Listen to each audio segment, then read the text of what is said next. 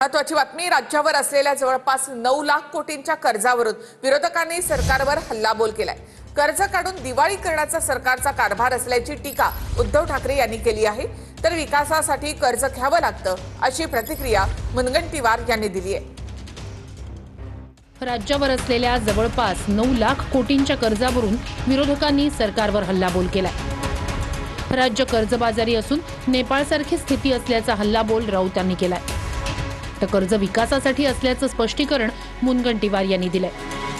जे राज्य 24,000 कोटीचं कर्ज घेत आहे राज्य चालवायला, त्या राज्याची अवस्था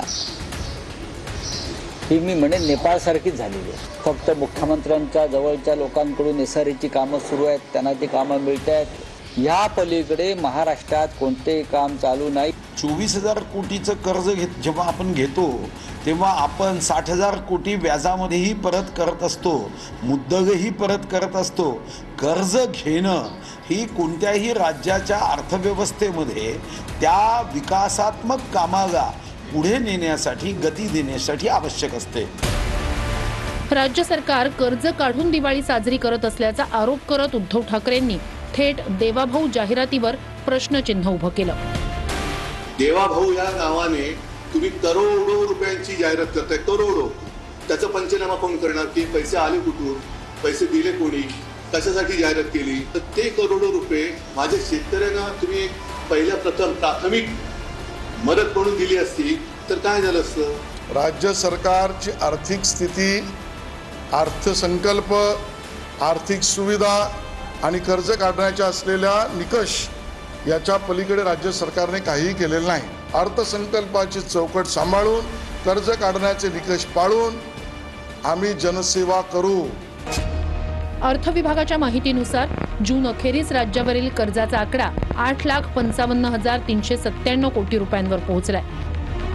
आर्थिक वर्षाच्या पहिल्या तिमाहीत सरकारनं 24,000 कोटींचं कर्ज घेतलंय। वर्ष अखेर कर्जाचा आकडा 9,32,242 कोटींवर पोहोचण्याचा अंदाज आहे। केंद्रातलं सरकार असो की राज्यातलं सरकार, विशेष करून महाराष्ट्रासारख्या राज्याला कर्जामध्ये डुबवण्यामध्ये महायुतीच्या सरकारचा मोठा सहभाग याच्यामध्ये आपल्याला पाहायला मिळते आहे। लोकप्रिय घोषणा करत असताना आपल्या तिजोरीत काय आहे याचा विचार करून निर्णय होण्याची आवश्यकता होती, परंतु निवडणुकीच्या तोंडावर ज्या योजनांचा सपाटा सुरू केला आणि राज्याला बर्बाद केलं, राज्याला आर्थिकरित्या कमकुवत केलं, कर्जबाजारी केलं, ही उद्या हे सत्ता मिळवण्यासाठी महाराष्ट्राला विकतील। विजय वडेट्टीवार, नाना पटोलेंनी काही काळजी करायची गरज नाही।